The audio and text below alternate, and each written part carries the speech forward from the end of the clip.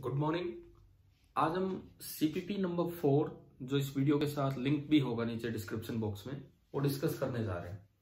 उसके अंदर page number 1 या यूं कहें 1 से लेकर 10 सवाल वो थे आपके इलेक्ट्रोस्टैटिक्स पे एंड 11 से 18 वो आपके मोशन पे हैं।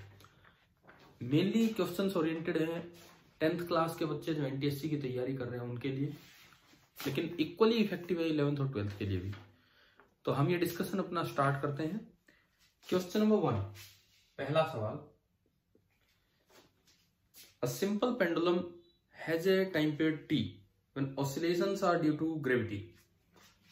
एक सिंपल पेंडुलम इस तरह का अरेंजमेंट, इस तरह का कोई भी अरेंजमेंट, ये आपका होता है सिंपल पेंडुलम ये। और आपको दिया गया है कि जब ये only due to gravity oscillate करता है, मान लो लेंथ ऑफ द पेंडुलम है L, only due to gravity जब ये ऑसिलेट करता है तो टाइम पीरियड जो है वो हम जानते हैं, उसका फॉर्मूला होता है 2π√L/g, लेकिन वो t आपको दे रखा है इस तरह से। Charges are now fixed at the point of suspension of the pendulum and on the bob. अब इन्होंने क्या किया, दो चार्ज लगा दिए। कहां लगा दिए देखिए, मान लो मैं कोई भी एक बीच की कोई सिचुएशन दिखाऊं तो इन्होंने बोला है कि आपने चार्ज, एक तो पॉइंट ऑफ सस्पेंशन, सपोज एक चार्ज तो यहां दे दिया Q1 और एक इस बॉब पे दे दिया चार्ज Q2। ये दो आपने चार्जेस यहां प्रोवाइड किए। तो आपको बताना है कि अब जो नया टाइम पीरियड है वो क्या होगा। देखो हम ये जानते हैं कि इसके नीचे आने का कारण, इसके वापस आने का कारण था mg sin थीटा। ये आप सभी जानते हैं कि इस पे mg नीचे लगता है, तो जो रिस्टोरिंग फोर्स का काम करता है, जो वापस इसको लाता है, वो होता है mg sin थीटा। अब कोई एक्स्ट्रा फोर्स अगर आया, जैसे यहाँ पे Q1 Q2 का इलेक्ट्रिक फोर्स होगा आपस का, अगर वो mg sin थीटा को सपोर्ट करे तो टाइम पीरियड कम हो जाएगा, अपोज करे तो टाइम पीरियड ज्यादा हो जाएगा। लेकिन कूलम्ब फोर्स तो अलोंग द लाइन ज्वाइनिंग, या तो इधर लगेगा या उधर, डिपेंडिंग की लाइक चार्ज है कि अनलाइक। तो this is F electric, this is F electric, जिसकी वैल्यू हम जानते हैं local K Q1 Q2 upon L²। But जो काम की बात है वो ये है कि इसने इसके साथ 90 डिग्री एंगल बनाया है, तो ना तो इसका कंपोनेंट इधर होगा ना इधर होगा, तो ना तो ये लाने में सहायता करेगा ना उसका विरोध करेगा। It means time period will remain same. तो बाद में भी जो टाइम पीरियड होगा t डैश में कहूं तो it will be equal to t। So this was our question number 1 and इसका जो आंसर बना है आपके सीपीपी में, इस टेस्ट में, वो है आपका B. Clear? Now we are moving to question number 2। दूसरे सवाल पे हम चलते हैं। क्वेश्चन नंबर 2,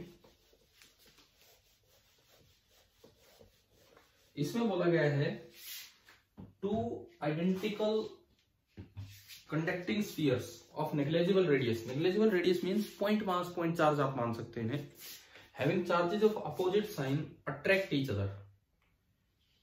क्वेश्चन नंबर 2 पे हम हैं, दो पॉइंट चार्ज है ये मानो, लेकिन अपोजिट साइन के चार्ज है, एक पे Q1 मान लो और एक पे -Q2 मान लो। इस तरह से मैंने माना। They attract each other with a force of 0.108 newton. इन दोनों के बीच में जो फोर्स लगा that is 0.108 newton. When separated by 0.5 metre, जब इनके बीच का जो सेपरेशन है दैट इज 0.5 मीटर, इतना separation. The spheres are now connected by a conducting wire which is then removed। अब क्या किया, इनके बीच में आपस में कंडक्टिंग वायर ज्वाइन की और फिर उस वायर को रिमूव कर दिया। कब? जब चार्जेस रुक चुके होंगे।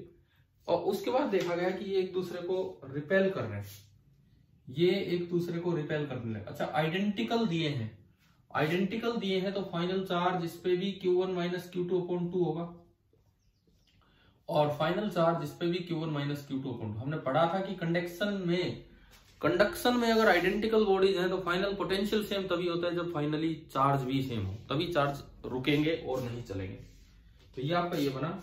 और अब ये उतनी दूर है क्या, मान लो उतनी दूर है, कुछ बताया तो है नहीं, 0.5 मीटर ही डिस्टेंस दूर है अब ये एक दूसरे को रिपेल कर रहे हैं, और अब जो नया फोर्स है दैट इज 0.036 न्यूटन। ये आपका second force, keeping the distance same दिया है, keeping the distance same. What were the initial charges on the sphere, वो Q1 Q2 की वैल्यू लाके और फिर हम बता पाएंगे कि भाई क्या क्या चार्जेस होंगे। तो मैंने कूलम्ब्स लॉ की इक्वेशन बनाई, यहां इक्वेशन बनेगी K 9 × 10⁹ Q1 × Q2 without sign हमें लेना होता है क्योंकि हम मैग्नीट्यूड लिख रहे हैं, डिवाइडेड बाई 0.5 का square that is equal to 0.108। एक इक्वेशन ये बनी। और अगर मैं यहां की इक्वेशन बनाऊं 9 × 10⁹, ये तो K की वैल्यू है, इंटू Q1 Q2, तो वो बना Q1 - Q2/2 का होल स्क्वायर डिवाइडेड बाई 0.5 का square that is equal to 0.036। अब दो इक्वेशन है, दो वेरिएबल है, मुझे किसी तरह से दो इक्वेशन दो वेरिएबल ये सोल्व करके लाने। मैं अगर यहां से Q1 × Q2 निकालूं, यहां से मैं अगर Q1 × Q2 निकालूं तो ये बना 0.108 इंटू 0.5 होता है 1/2, 1/2 का स्क्वायर 1/4 मल्टीप्लाई होगा ऊपर जाके, डिवाइडेड बाई 9 × 10⁹। ये 0.3 पावर नीचे आई, 10 की पावर 12 हो गई है यहाँ पे, 9 से 1 कटा, 9 1 9, 9 2 18, 4 से 1 गया 3। तो Q1 × Q2 आपका आया 3 × 10⁻⁻12 Q1 × Q2। अब ऑप्शंस आपके माइक्रो कूलम में है, तो मैं इसको यूं भी लिख सकता हूं Q1 × Q2 is equal to 3 micro coulomb का होल स्क्वायर, बिकॉज माइक्रो का मतलब होता है 10⁻⁻6 और उसका स्क्वायर होगा 10⁻⁻12, और यूनिट Q1 Q2 की कूलम स्क्वायर बननी है। तो मैं इसी चीज को ऐसे अरेंज कर सकता हूं ताकि माइक्रो में हमारे आंसर आ जाए। अब यहां से मैं निकाल के लाऊं ये चीज, फिर से उसी तरीके से मैं गया, तो Q1 - Q2 का होल स्क्वायर। अब एक चीज देखिए, ये है 1/2, 1/2 का स्क्वायर 1/4, और यहाँ 2 का स्क्वायर 4, 4 से 1/4 कैंसिल आउट हो गया, ये बचा 0.036 अपॉन 9 × 10⁻⁹। ये आपका आया। अगर मैं फिर से 3 पावर नीचे लेके आऊं, आपको समझ आ गया होगा, ये 1/2 है, 1/2 का स्क्वायर 1/4, 1/4 से ये 2 का स्क्वायर 4 कटेगा, और इस तरह से। तो ये हमारी वैल्यूज आई 9 4 36, 4 × 10 की पावर -12, यानी कि मैं Q1 - Q2 को भी अगर माइक्रो कूलम में लिखना चाहूं तो वो बनेगा 4 × 10⁻⁻6, इसको माइक्रो बोल दिया, 4 माइक्रो कूलम का होल स्क्वायर नहीं, अच्छा वहां भी मैं थोड़ा करेक्शन करता हूं, ये यूनिट पे स्क्वायर है, माइक्रो कूलम का स्क्वायर, ठीक है ना, बाकी तो 3 है बाहर। ऐसे यहाँ पे ये बनेगा आपका Q1 - Q2 का होल स्क्वायर, ये आया, इसका रूट आप लेंगे तो ये 2 बनेगा, इसका अंडर रूट आपने लिया तो 2 × 10⁻⁻6, और इसकी यूनिट कूलम भी है, तो Q1 - Q2 is coming out to be 2 micro coulomb, Q1 × Q2 is coming out to be 3 micro coulomb का होल स्क्वायर। अब थोड़ी देर के लिए अगर आप यूनिट्स को छोड़ दें तो क्या इन दो इक्वेशन से Q1 Q2 की वैल्यू आपको दिख रही है? Q1 × Q2 है 3, Q1 - Q2 है 2। बड़ी आसानी से आप इन इक्वेशंस को सोल्व कर पा रहे हैं, एक से वैल्यू दूसरे में पुट की, और यहां से हमारा Q1 आ गया 3 एंड Q2 आ गया 1, 3 - 1 इज 2 एंड 3 × 1 इज 3। अब सोल्व कर लेंगे इक्वेशन। तो एक चार्ज ये माइक्रो कूलम में कन्वर्ट कर दिए थे मैंने, तो एक चार्ज है 3 माइक्रो कूलम और एक है 1, कोई सा भी हो सकता है Q1 Q2 में से। अच्छा, उनके साइन अपोजिट है, जरूरी नहीं ये नेगेटिव, ये भी हो सकता है। तो एक पॉसिबिलिटी बनती है कि ये 1 माइक्रो कूलम हो, मान लो ये +1 माइक्रो कूलम है, तो Q2 बनेगा -3 माइक्रो कूलम, या इसको 3 कर दो, उसको 1 कर दो, या ये -1 माइक्रो कूलम है तो दूसरा बनेगा +3 माइक्रो कूलम। तो इनको इकट्ठा करके जिस ऑप्शन में लिखा गया है that is your option number A, that is your option number A. इस तरह से आपको ये क्वेश्चन सोल्व करनी है, इनको आप कर लेंगे, याद लेंगे आपको। This was your question number 2। अब हम आते हैं क्वेश्चन नंबर 3 पे। अब हम चलते हैं क्वेश्चन नंबर 3 पे। ये कहता है 5 पॉइंट चार्ज रखे हैं। मैं इसको जनरलाइज करके करवाता हूं, जनरलाइज करके, क्योंकि इसमें तो हेक्सागन में तो एक स्पेशल केस बनता है कि आप कैंसिल आउट कर पाते हैं। और जनरल केस, मान लो n साइडेड रेगुलर पॉलीगन है। एक जनरल सा केस आप देखिए, n साइडेड रेगुलर पॉलीगन है तो उसके n वर्टिसेस होंगे। n साइडेड रेगुलर पॉलीगन के n वर्टिसेस होंगे। उनमें से n-1 वर्टिसेस पे हर एक वर्टेक्स पे q चार्ज रख दिया गया है और सेंटर ऑफ द पॉलीगन पे कोई चार्ज रखा है -q और सेंटर टू वर्टेक्स जो डिस्टेंस है वो मान लो कितनी है l, किसी रेगुलर n साइडेड पॉलीगन में। तो अब देखो अब देखिए, ये कोई भी कैसा भी आप अरेंजमेंट बना लो, 3 4 5 6 7 8 जितना भी आप बना पाओ, जैसे भी, यहां एक क्यू चार्ज है, यहां एक क्यू चार्ज है, यहां एक क्यू चार्ज है, हर जगह एक क्यू चार्ज है, कहीं एक जगह मैंने छोड़ दिया और ये सेंटर ऑफ द पॉलीगन है। This is your empty corner और you can say vacant corner. अच्छा, हर एक कॉर्नर से सेंटर की दूरी l है। जो हेक्सागन वाला सवाल आपको दिया है इस असाइनमेंट में, उसमें तो ये l है, लेकिन हेक्सागन में एक स्पेशल केस होता है कि ये इक्विलैटरल ट्रायंगल बनती है तो वो l, तो ये भी l ही होगा, नहीं तो आपको देना पड़ेगा बीच वाला कितना है। ठीक है, अब देखो इसमें आपसे पूछा है कि सेंटर पे अगर -q रखा था तो उस पे नेट फोर्स कितना होगा। तो मैं इसका एक अच्छा सा आसान सा मेथड आपको बताता हूं। जो वैकेंट कॉर्नर है वहां आप अपनी तरफ से एज्यूम कर लो एक क्यू रखा है, लेकिन ऐसा करना तो गलत होगा, ऐसे कैसे मान ले। तो गलत को सही करने के लिए क्यू के साथ आप क्या मान लो, एक -q। गलत को सही करने के लिए क्यू के साथ आप मान लीजिए एक -q भी रखा है, मतलब कुछ नहीं रखा, ये हमने बना दिया। Now this is equivalent to, ये जितने, अगर अब एक रिजल्ट आप याद रखें, ये वेक्टर एडिशन का एक रिजल्ट है, वेक्टर्स का एक सिमेट्रिकल रिजल्ट है कि अगर इक्वल मैग्नीट्यूड के वेक्टर्स सिमेट्रिकली अरेंज्ड हो, बराबर बराबर एंगल पे, अगले दो बराबर अगले दो बराबर, इक्वल मैग्नीट्यूड के सिमेट्रिकली अरेंज वेक्टर्स हो, तो उनका रिजल्टेंट हमेशा 0 होता है। तो यहां पे क्या होगा, ये जो Q, ये इस पे फोर्स लगाएगा अपनी तरफ अट्रैक्टिव, ये Q इस पे फोर्स लगाएगा अपनी तरफ अट्रैक्टिव, ये अपनी तरफ अट्रैक्टिव, ये अपनी तरफ अट्रैक्टिव, ये वाला Q अपनी तरफ अट्रैक्टिव, ये वाला Q अपनी तरफ अट्रैक्टिव, ये इधर। तो ये सारे इक्वल मैग्नीट्यूड के वेक्टर है K/Q/L²। और किन्हीं भी दो वेक्टर्स आप कोरस्पॉन्डिंग कंसेक्यूटिव दो वेक्टर्स लेंगे, नेबरिंग दो वेक्टर्स लेंगे, उनके बीच का एंगल सेम है। So these are symmetrically placed vectors of equal magnitude and vector addition हमें कहता है कि इनका सम हमेशा 0 होता है। या आप यूं याद रखें, एन साइडेड रेगुलर पॉलीगन के अगर हर वर्टेक्स पे सेम चार्ज रखा है तो सेंटर पे रखे किसी भी चार्ज पे नेट फोर्स 0 होगा, किसी भी चार्ज पे नेट फोर्स 0 होगा। इट मींस इसका और इसका सब फोर्सेस कैंसिल आउट हो गए, तो एक ही फोर्स बचा, सेंटर पे तो रखा है -q और एक ही फोर्स बचा जो वैकेंट कॉर्नर है वहां एक q रखा था आपने, अब क्या बच गया, एक -q और बच गया, एक -q और बच गया। और ये -q से l दूरी पे है तो कूलम्ब्स लॉ से माइनस माइनस रिपेल करेगा, तो जो फोर्स आया दैट इज 1/4πε0 और you can say k Q1 Q2 without sign आपको रखने होंगे मैग्नीट्यूड में divide by L²। This is away from the vacant corner. अब चाहे हेक्सागन हो, चाहे ऑक्टागन हो, कोई सा भी हो, अगर एक वर्टेक्स गायब है और बाकी सब पे इक्वल वर्टिसेस पे, सभी पे इक्वल अमाउंट ऑफ चार्ज रखा हुआ है रेगुलर पॉलीगन में, तो जो वैकेंट कॉर्नर है उस पर भी एक Q मान लो और एक -q, सारे Q मिलके तो नेट फोर्स 0 कर देंगे और -q उसको अपनी तरफ अट्रैक्ट या रिपेल कर लेगा, उसके अकॉर्डिंग आपका आंसर आ जाना है।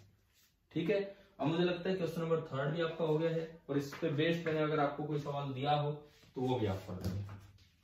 चलते हैं, हम आगे बढ़ते हैं, सवाल नंबर 4।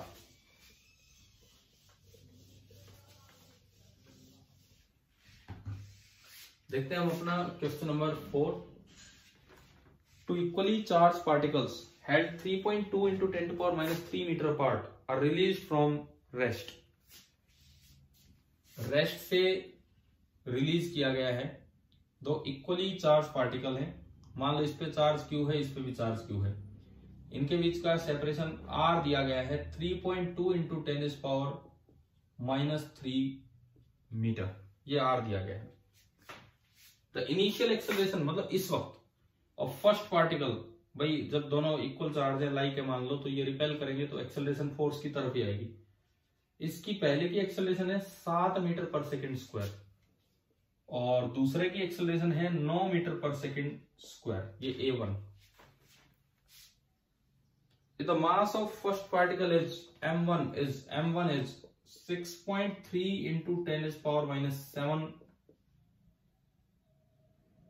kg होना चाहिए, यहाँ kg होना चाहिए, 6.3 into 10 power minus 7 kg। Then the mass of the second particle is, तो आपको ये बताना है कि सेकेंड का मास कितना होगा। तो आपको सिंपली करना क्या है, F जो इस पे लगेगा वही उस पे लगेगा, action and reaction are equal and opposite. इससे देखते हो तो F1 आ रहा है m1 into A1 by Newton second law, उस पे देखते हो तो F2 आ रहा है m2 into A2 by Newton second law, and action and reaction are equal and opposite by Newton third law. So m1 A1 is equal to m2 into A2। तो m1 is 6.3 into 10 power minus 7 kg में है, A1 7, m2 9 ना sorry m2 हमें निकालना है और A2 आपको दिया गया है 9। तो यहां से आपको m2 चाहिए, तो m2 आपका आया 6.3 into 7 upon 9 into 10 power minus 7 kg, 9 7 63.7, ये 4.9 हो गया।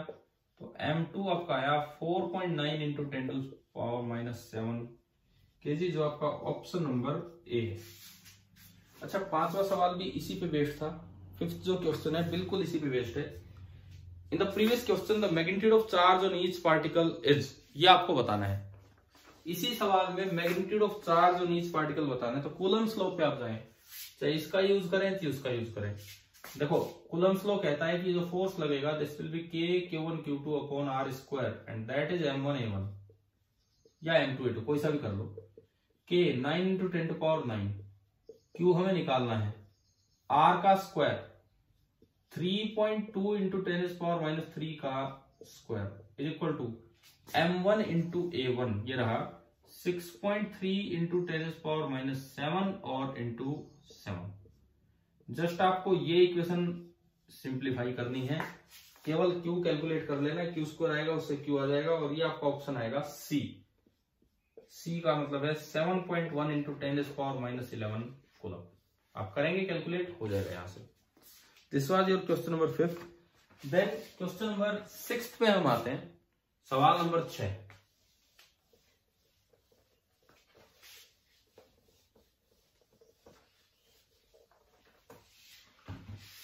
देखिए question number 6, two small balls each having equal similar charges Q are suspended by two insulating threads of equal length L. Insulating thread है, दोनों की equal length L है, from a hook fixed to a stand. The whole setup is transferred to a satellite orbiting around the Earth. अर्थ के around घूमने वाले satellites में weightlessness होती है, मींस वहां किसी भी ऑब्जेक्ट का इफेक्टिव वेट 0 होगा, किसी भी ऑब्जेक्ट का इफेक्टिव वेट 0 होगा। ये आप ग्रेविटेशन वाले चैप्टर में पढ़ते हैं। तो टेंशन इन ईच स्ट्रिंग, अब देखो अगर थोड़ा भी वेट होता तो ये दोनों टुवर्ड्स द वर्टिकल आने की कोशिश कर रहे होते, चार्ज दूर ले जाना चाह रहा होता, ग्रेविटी नीचे लाना चाह रही होती, इस तरह का सिचुएशन। लेकिन अभी जब ग्रेविटी है ही नहीं, वेटलेसनेस सिचुएशन है, तो ये बॉल यूं हो जाएगी ड्यू टू रिपल्सन, और ये बॉल रोकने वाला कोई ग्रेविटी का फोर्स तो है ही नहीं। ये लेंथ भी एल, जो इसकी स्ट्रिंग की लंबाई होगी वो कैपिटल एल भी है, कैपिटल एल। ये लेंथ भी कैपिटल एल और ये लेंथ भी capital L. The whole setup is transfer, ठीक है जी। तो आपको बताना है टेंशन इन ईच स्ट्रिंग। देखो ये पूरी लेंथ 2L होगी, अब ये बैलेंस्ड है, ये सैटेलाइट के रिस्पेक्ट में रेस्ट पे है, तो इस पे एक तो कूलम्स लॉ लग रहा है K Q1 Q2 अगर इन पे चार्ज क्यू दिया है तो हाँ दोनों पे ही क्यू चार्ज है, अपॉन 2L का होल स्क्वायर, और इधर की तरफ केवल और केवल रस्सी की टेंशन है, पुलिंग फोर्स, केवल और केवल रस्सी की टेंशन है, और फोर्स बैलेंस कर दीजिए आप, तो टेंशन पूरी के में ही आंसर है, हाँ के में ही है, तो ये आपका आया k capital Q square upon 4L square, where k is 1 upon 4 pi epsilon. शायद ये ऑप्शन नंबर डी, ये आपका ऑप्शन डी आ गया। और अगला पूछा in the above question the angle between both the threads is, तो ये आपको दिख ही रहा है, दिखने लग रहा है आपको ये एंगल कितना है, 180 डिग्री। अगर ग्रेविटी होती तो एंगल 180 से कम होता, लेकिन अभी तो एंगल 180 डिग्री। क्वेश्चन नंबर 8, 8वां सवाल हम देखते हैं 6 और 7 होने के बाद। Question number 8, a total charge of 20 microcoulomb is divided into 2 parts। देखो इसको मैं जनरलाइज करता हूं। मान लो आपको ये दिया गया कोई भी क्यू चार्ज है, इसको 2 टुकड़ों में तोड़ना है और कुछ दूरी पर रखना है। ये डिस्टेंस फिक्स है, ये पॉइंट ए है, ये पॉइंट बी है, इनके बीच की दूरी r है और वो r फिक्स है, ये फिक्स दे रखा है, ये कांस्टेंट है। 2 सर्टेन पॉइंट्स पे आपको रखना है। मान लो मैंने इनके टुकड़े कर दिए, सपोज एक टुकड़ा x बोल दिया मैंने, तो दूसरा कितना होगा q माइनस एक्स। ये दोनों एक दूसरे को रिपेल कर रहे होंगे, ये दोनों एक दूसरे को रिपेल कर रहे होंगे, और जो फोर्स का मैग्नीट्यूड है F, that will be K, वही local constant, into x into q minus x divided by r square. अगर मैं देखूं तो इस फोर्स में K बाई आर स्क्वायर तो एक कांस्टेंट है, और अंदर बचा x इंटू क्यू और q into x and minus x square, where x is a variable. आपको यही डिसाइड करना है x क्या ले, टुकड़े कैसे करेगी फोर्स मैक्सिमम हो, ये डिसाइड आपको करना है। तो देखो फिजिक्स में मैथ्स का use for F to be maximum, शायद आपने कभी 9th क्लास में थोड़ा मैथमेटिकल टूल्स के समय या फिजिक्स में कहीं पढ़ा हो। For F to be maximum differentiation of F with respect to x should be 0। तो अगर मैं उसका डिफरेंशिएशन करूं d by d x of k by r square into q x minus x square should be equal to 0।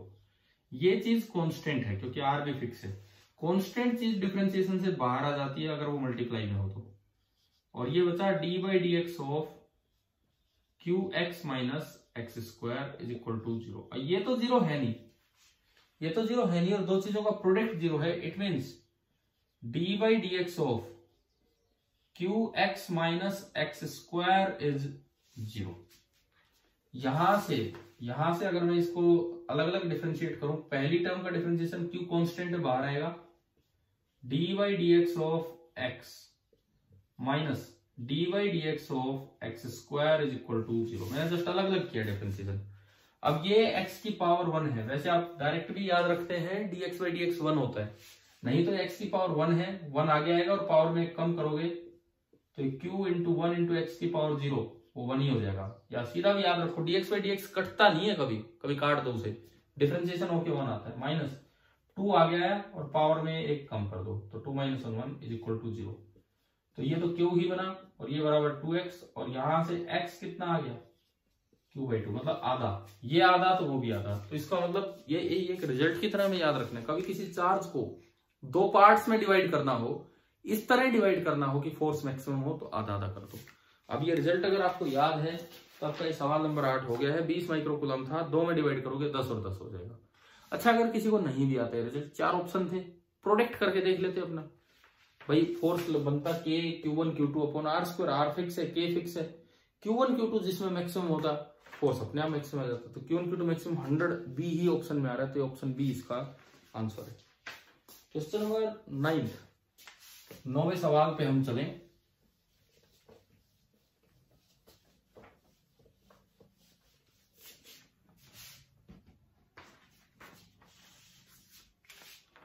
Question number 9. If a charge 4 microcoulomb is placed at point A, ये कोई भी एक situation है, कोई point A है, वहां charge रखा है Q1 4 माइक्रोकूलम, Q1 आपका रखा हुआ है 4 microcoulomb, and a charge 9 microcoulomb is placed at point B, B पे आपका रखा हुआ है 9 microcoulomb, that is Q2। Source charge है, आप कैपिटल से डिनोट कर लो, जैसे आप करते हैं वैसे आप कर लीजिए। तो पूछा है कि नल पॉइंट कहीं होगा, इसी लाइन पे कहीं होगा, नल पॉइंट इसी लाइन पे कहीं होगा। छोटे की तरफ होता है बड़े की तरफ, ये हमें पता है, छोटे की तरफ होता है। यहाँ कहीं नल पॉइंट होगा, इक्विलिब्रियम पॉइंट। वहां मैं किसी तीसरे Q नॉट को रखना चाह रहा हूं ताकि सारा सिस्टम इक्विलिब्रियम में आ जाए। तो हमारे पास एक रिजल्ट था कि Q नॉट होता है -Q1 Q2 upon √Q1 plus √Q2 का होल स्क्वायर। आपने वैल्यू लगाई -Q1 Q2, तो -4 × 9, √Q1 इज 2 प्लस 3, √9 इज 3, 2 + 3 5, 5 का स्क्वायर 25, तो ये आ गया -36/25 माइक्रोकूलम। ये रिजल्ट याद था तो ये सवाल जल्दी हो गया, नहीं तो ये बड़ा सवाल जाता। पहले नल पोजीशन निकालनी पड़ती, पहले इक्विलिब्रियम पोजीशन निकालते, उस जगह नेट फोर्स 0 करके, फिर आने के बाद वहां कोई Q नॉट रख के साइड वाले पे नेट फोर्स 0 करते, तो काफी बड़ा काम हो जाता। अभी तो फटाफट हो गया। और इलेक्ट्रोस्टैटिक्स का जो आखिरी सवाल है इस पेपर का, इलेक्ट्रोस्टैटिक्स का जो आखिरी सवाल है, question number 10। If U represents an up quark and D represents down quark, identify the proton. ये पहले आपने किए हुए हैं। अप क्वार्क पे चार्ज होता है +2E/3, डाउन क्वार्क पे चार्ज होता है -E/3। तो आपसे पूछा है कि ये तीनों ही चारों ही ऑप्शन में 3 ले रखे हैं, U D D U, इस तरह से।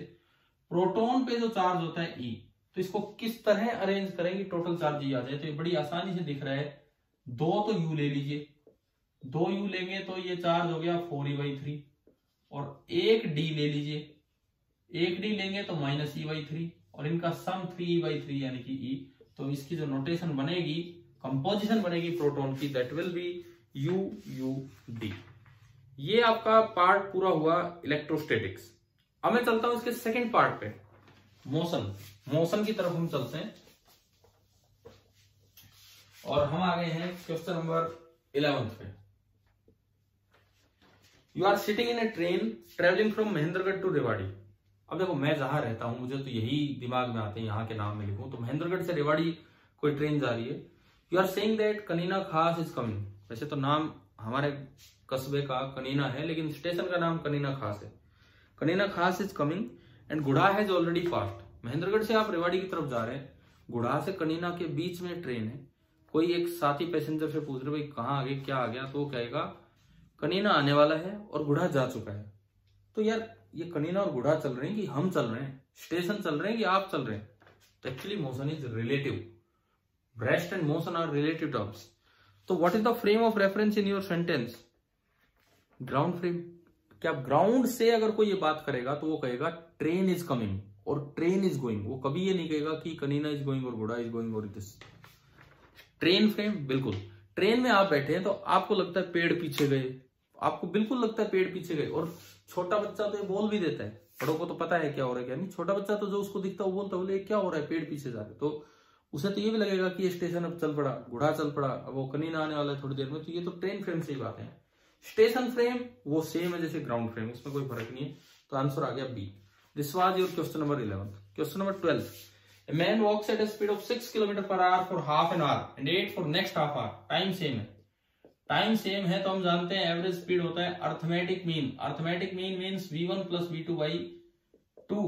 तो 6 + 8/2 14/2। तो आंसर आ गया 7 km/h। That is your option number 12। ना sorry, option number A. Question number 12 option number A. 13 again फिर से 6 और 8 से जा रहे हैं, लेकिन 1 घंटे के लिए नहीं, 1 किलोमीटर फिक्स है। देखो पिछले में क्या था, 1 घंटे 6 से चला, 1 घंटे 8 से चला। तो पहले 1 घंटे में कम चला, अगले 1 घंटे में ज्यादा चला। पहले 1 घंटे में 6 किलोमीटर चला, अगले 1 घंटे में 8 किलोमीटर। लेकिन इस सवाल में क्या हो रहा है, जब तक चला 1 किलोमीटर, पूरा 1 किलोमीटर 6 km/h से चला और पूरा 1 किलोमीटर 8 km/h से चला। तो एवरेज स्पीड हम जानते हैं इस केस में वो हार्मोनिक मीन होती है। हार्मोनिक मीन का फॉर्मूला था 2/एवरेज v इज 1/v1 + 1/v2। अगर आप एलसीएम लेके क्रॉस मल्टीप्लाई करेंगे तो एवरेज v आ जाएगा 2v1v2 अपॉन v1 + v2, और ये आया 2 × 6 × 8 अपॉन 14, 2 से 7, 8 से 48/7, इसको आप नियरली 49/7 में लिख सकते हैं, जो कि 7 आ गया। तो ऑप्शन में एक है 7 km/h, एक है नियरली 7, तो आपको देखना चाहिए थोड़ा सा अलग है, तो नियरली 7 आ जाएगा। क्वेश्चन नंबर 14, इसके बाद हम आते हैं सवाल नंबर 14 की तरफ। 14 देखते हैं। Figure shows the displacement time graph of A particle moving on x axis. अच्छा भाई, डिस्प्लेसमेंट टाइम ग्राफ दिया है, displacement time graph x axis पे चल रहा है वो पार्टिकल, और ये ग्राफ ना ऐसा दिया गया है, टी नोट टाइम तक ये। Choose the correct option. The particle is continuously going in positive x direction. क्या पार्टिकल लगातार चलता रहा है? देखो आपको पता होगा, slope of displacement time graph it gives velocity. तो यहां तो इसकी स्लोप, टेंजेंट डालोगे, स्लोप ये नॉन जीरो कांस्टेंट है। 0 से टी नोट तक जो स्लोप है, मतलब जो वेलोसिटी है, वो पॉजिटिव है, पॉजिटिव है। This is non zero positive constant, और उसके बाद स्लोप 0 हो गई है, तो यहां जो वेलोसिटी होगी यहां वो कितनी होगी? 0, मतलब रुक गया है, रुक गया है। तो ऐसा कौन सा ऑप्शन है कि particle moves at a constant velocity up to time t naught and then stops, वो रुक गया है? तो आंसर आएगा डी। कुछ बच्चे इसमें लगाए होंगे सी कि वेलोसिटी टी नोट टाइम तक बढ़ी और फिर कांस्टेंट। वो तब सही होता अगर यहां वी दिया होता। अगर यहां वी दिया होता तो हम बोल सकते थे कि टी नोट टाइम तक तो वेलोसिटी बढ़ी और उसके बाद वो चल रहा है लेकिन वेलोसिटी कांस्टेंट है, लेकिन इसमें नहीं। ठीक है, तो इसका तो आंसर डी आएगा, और अगर वहां वेलोसिटी दी होती तो आंसर आ जाता सी। ये आपका हुआ question number 14। Then 15, a driver apply the brakes on seeing traffic signal 400 metre ahead. देखो ये कोई ट्रैफिक सिग्नल है, रेड लाइट दिख रही है, ठीक है, तो कोई ट्रैफिक सिग्नल है, यहां ड्राइवर को रेड लाइट नजर आ गई, रेड लाइट है। वो कितनी दूर है यहां से? जब उसने देखी है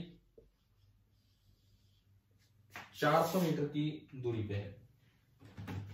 उसके बाद at the time of applying the brakes the vehicle was moving at 15 metre per second. जिस समय ब्रेक लगे ये गाड़ी जा रही थी 15 मीटर पर सेकेंड से, मींस इनिशियल स्पीड ये थी जब ब्रेक अप्लाई किए गए उस वक्त। And afterward it starts retarding with 0.3 metre per second square. पीछे की तरफ रिटार्डेशन अपोजिट टू वेलोसिटी होगा तभी रिटार्डेशन है, 0.3 मीटर पर सेकेंड स्क्वायर।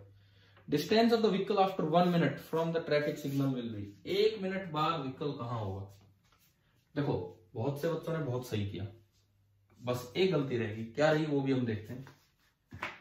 कोई गाड़ी के पीछे कोई और भी गाड़ी होगी, कोई साइकिल भी होगी, कुछ भी होगा, कोई आदमी भी आ रहा होगा, जैसा भी है चल रहा होगा। अब देखो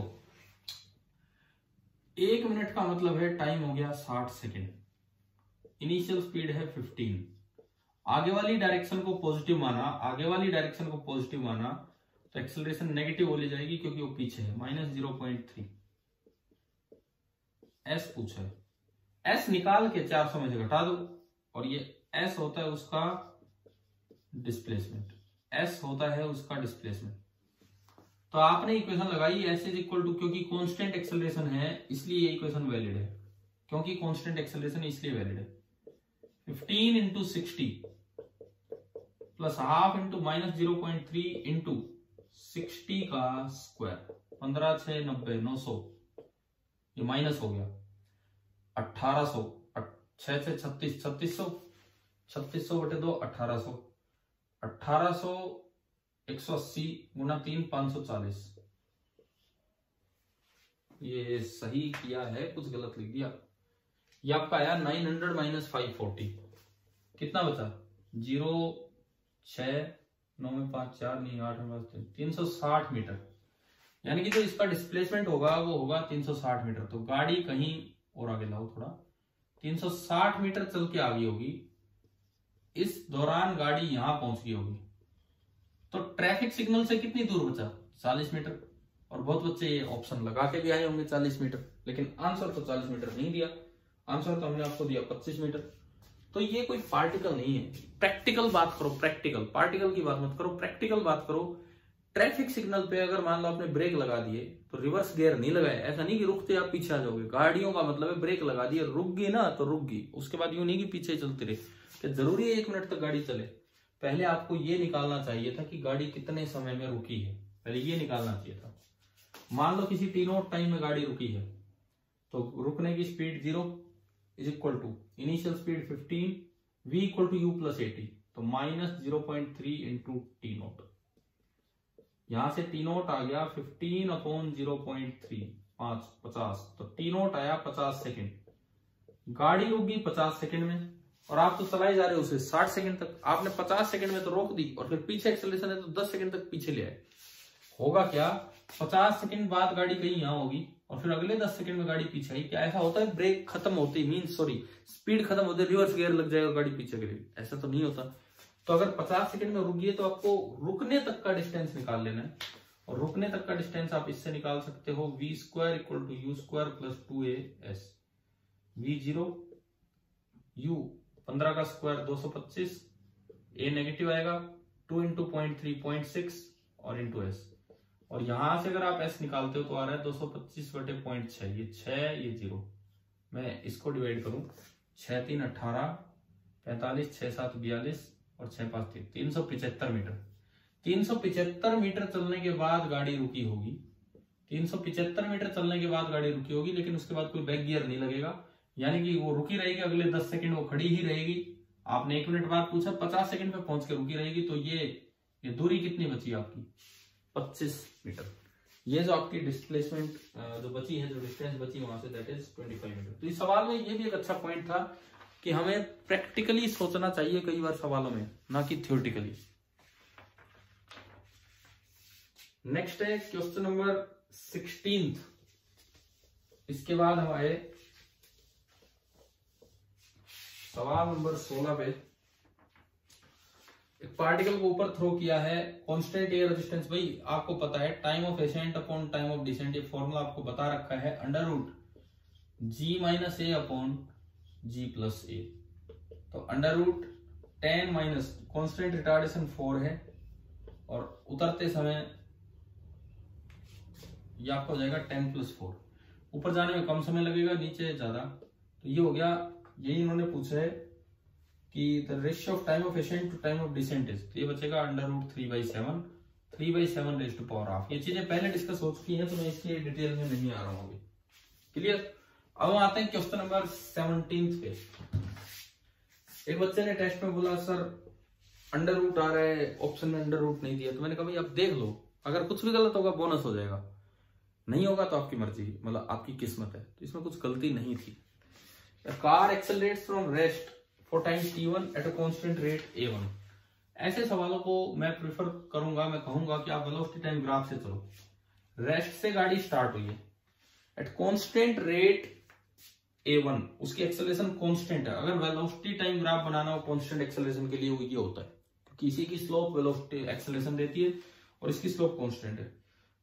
फॉर टाइम t1, कुछ t1 टाइम तक इसकी स्लोप मतलब tan थीटा, तो tan थीटा 1 इज a1, ये कांस्टेंट है। उसके बाद and it retards at constant rate a2 for time t2, पता नहीं वो a2 कम ज्यादा कैसा भी हो सकता है 4।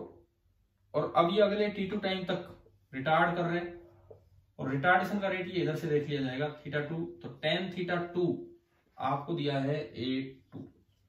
तो वैल्यू ऑफ t1/t2 इज, ये बीच में जो वेलोसिटी पहुंची होगी ये हमारी मैक्सिमम वेलोसिटी है। तो ये दूरी आपकी है मैक्सिमम वेलोसिटी। tan थीटा किसी भी ट्रायंगल में होता है परपेंडिकुलर अपॉन बेस, परपेंडिकुलर। तो Vmax upon T1 is A1।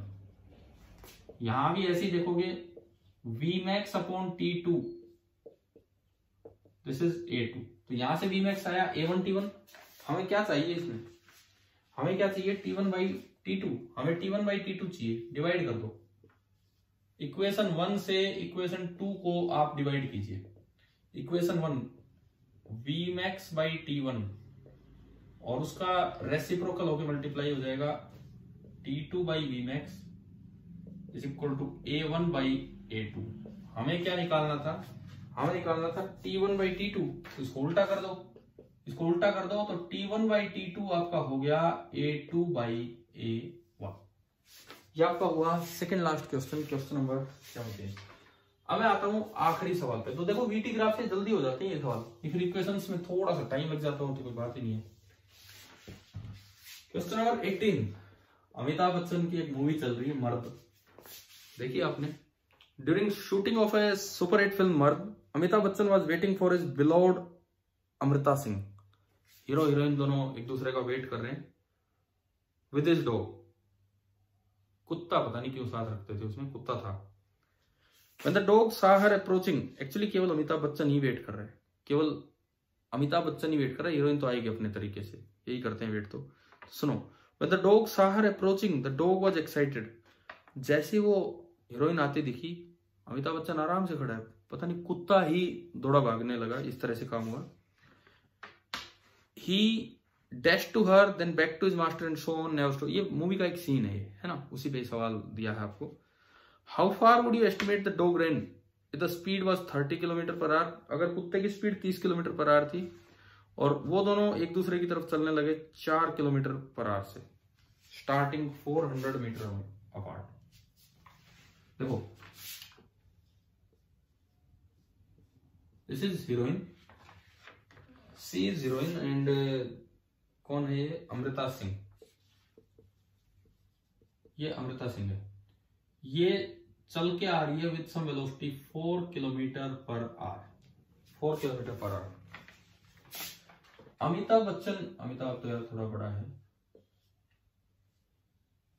Amitabh Bachchan ने जब इनको देखा, खैर इतना भी गैप नहीं है, अमिताभ बच्चन ने जब इनको देखा तो कितनी दूर थे? 400 मीटर।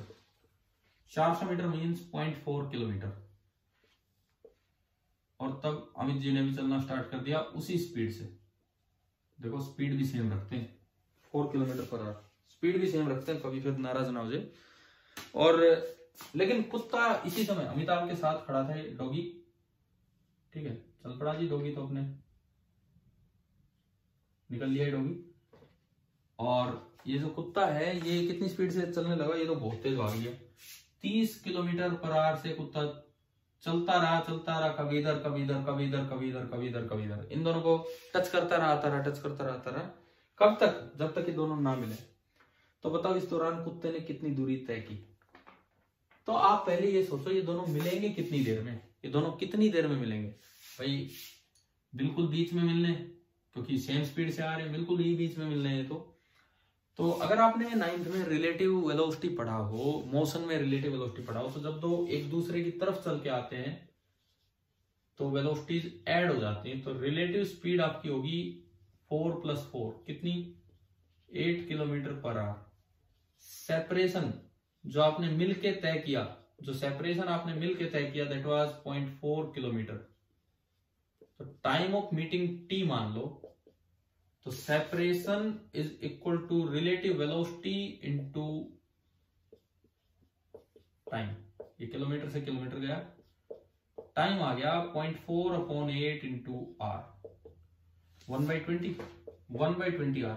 1/20 घंटे बाद वो मिल गए, तब तक कुत्ता भागा है, यानी कि कुत्ता कितनी देर भागा है? 1/20 r। तो distance covered by dog, distance covered by dog, वो कांस्टेंट स्पीड से भाग रहा है, तो that is speed in time, speed into time. 3/2 kilometre यानी कि 1.5 किलोमीटर। और अगर आप मीटर में कन्वर्ट करें तो ये आपका आया 1500 मीटर। यार ये दोनों तो मिलके कुछ भी नहीं चले। 400 मीटर दूरी थी, 200 इसने चली, 200 इसने, 200 ये चला, 200 ये चला, मिले ये हैं, कुत्ता फालतू में भाग रहा है। ये 200 मीटर चले, ये 1500 मीटर भाग लिया इतनी देर में। अच्छा, इसमें किसी को कंफ्यूजन तो नहीं है ये कैसे हुआ? अगर कोई रिलेटिव ना करे तो यूं कर लो, बराबर स्पीड से दोनों आधा आधा चलेंगे। 4 की स्पीड से 0.2 किलोमीटर चलने में कितना टाइम लगेगा? वही time of meeting. Clear?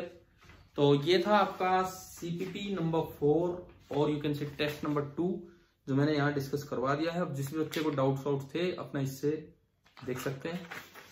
Thank you.